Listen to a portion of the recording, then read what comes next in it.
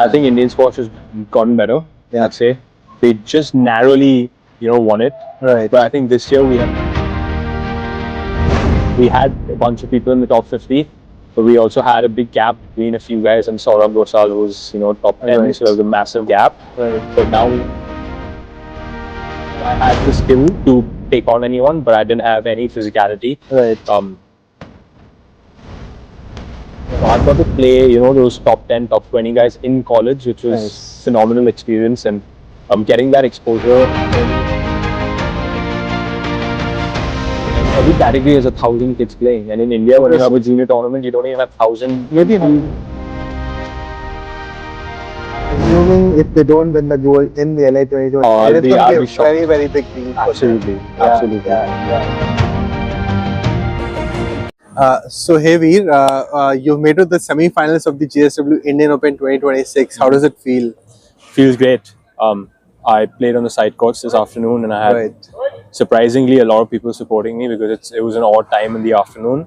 But I'm very happy to get through, and I'm very excited to play on this amazing glass court. You're looking forward to play on the glass courts tomorrow? Absolutely, yeah. I mean, every tournament, if there's a glass court, every player wants to play on the glass court, and I'm very happy that I've made it. And you've been very actively playing internationally this year, and coming back to India now to play, at the Indian Open. Yep. How has been the experience through the week? And obviously now you're the knockouts, and I mean obviously it's a knockout, but then you're playing the semi-finals tomorrow. So take me through the whole experience. Yeah, I mean it's great. I've been traveling the last 2 months. I just got back to India last week, and was always very excited for this event because JSW is my main sponsor as well, so they support me a lot. So any event by JSW, I'm always going to be there, and in the CCI club where I've played so many events all throughout my junior days. Nice. So yeah, I was very excited to come back and play at CCI. Right. And tell me more about squash, right? I mean, if you see in the last couple of years, from the time the Asian Games happened, and the whole squash thing has picked up, and now squash is obviously part of the Olympics as well. Yeah. How do you look forward to that? No, I think it's grown a lot after the announcement of getting in the Olympics, and especially with a lot more people starting to play, and even for the top guys like me and all my other teammates, the funding from the government has also increased, which is very, very important and great for all of us. And yeah, this year, like I said, this year is very important. We have Asian Games coming up this year as well, and like everybody knows, whoever wins the Asian Games is going to make it to the Olympics. Exactly. So yes. There's a lot on the line to the yes, LA 2028. So a lot on the line this year. Right. And yeah, I think even in terms of the strength of Indian squash, I think it's in a good place. Right. Like we had a bunch of people in the top 50. But we also had a big gap between a few guys, and Saurabh Gosal, who was top 10, so there was a massive gap. Right. But now we have 4 guys who are on a day we can beat each other. So I think it's very healthy competition, and that's great for Indian squash. Tell me, how did you start squash? Why did you start squash? So my dad was a 2-time national champion, and was India #1 25 years ago. Right. So I've been around the squash court since the day I was born. Yeah. And yeah, because of him, I started going to the court. So was he your inspiration, or you look up to anyone other player as well? Now? I mean, absolutely. I mean, he's the he's the reason I started playing squash, and I was in love with the sport ever since. And yeah, I have had a lot of other people who I looked up to. After, of course, my dad. People like Ramy, Ashour. He's I think, in my opinion, the greatest squash player of all time from Egypt. Then my current coach is a former world #1 and world champion, David Palmer, as well. So he's also inspired me a lot. So yeah, I have a few people who I look up to. So tell me more about David as well. I mean, how have you transitioned while you've started coaching with him? Absolutely. I mean, I think my junior days, I was a very skillful player, but I'll be very honest, I was a very lazy boy. Okay. And not the most physically fit guy. And I decided to move to the US to study at Cornell, and I knew David as the coach there, and David was regarded as one of the fittest players ever. Interesting. So the combination worked well, absolutely. I guess. I think I had the skill to take on anyone, but I didn't have any physicality in myself to play the tough matches, right? And I think David was the perfect, fit for me, and we've been together 7 years now working.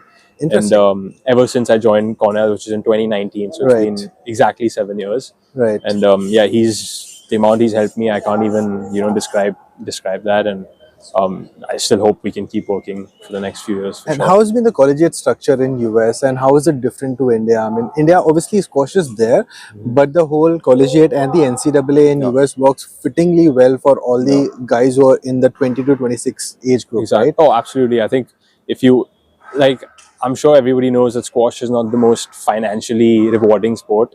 So I think having a degree from any good school in America is always a great thing to have. Right. And the collegiate circuit is so strong. It's like as good as any of these PSAs these days. Right. And during my time, thankfully I used to play number one at Cornell, so I got to play all the number ones from the best schools, and that included guys like Victor Cron, who's world number 5 currently, Yusuf Ibrahim, who's world number 6 currently.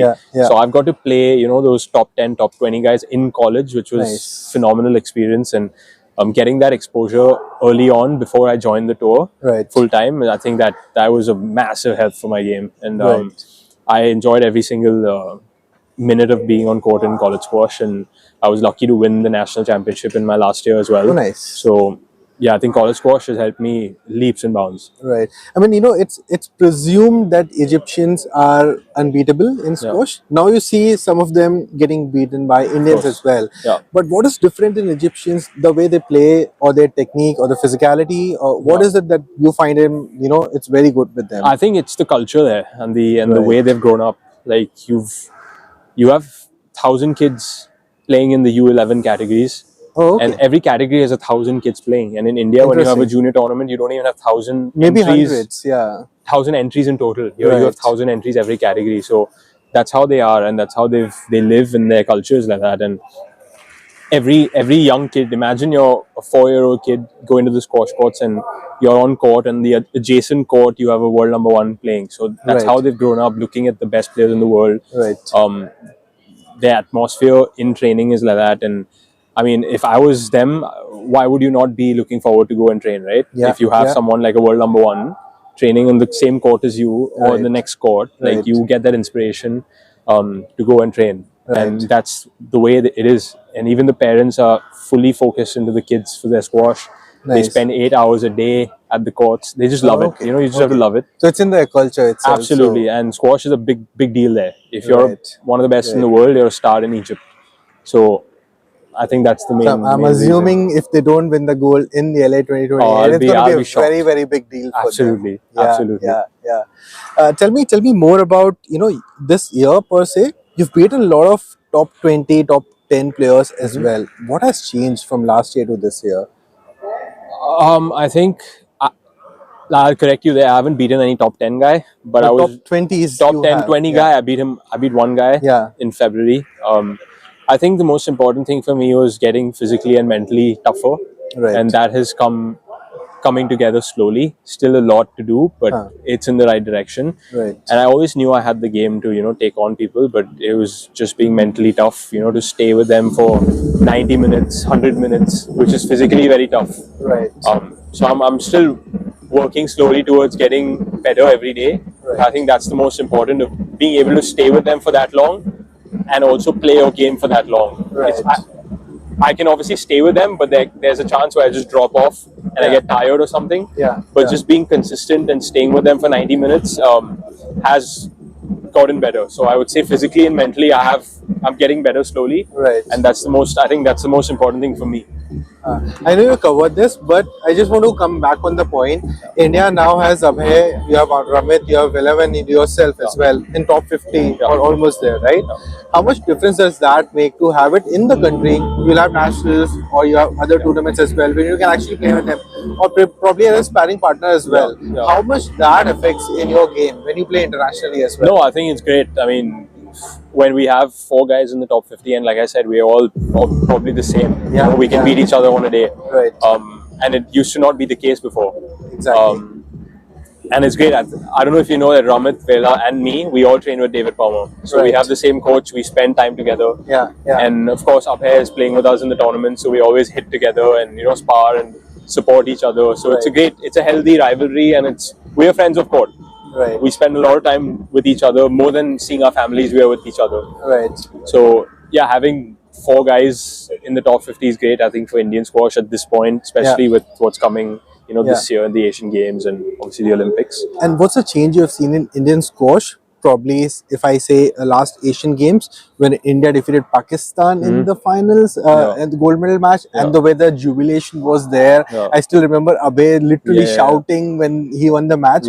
How was that experience? And from there to where we are going to be in Asian Games 2026, how has Indian squash moved? I think Indian squash has gotten better.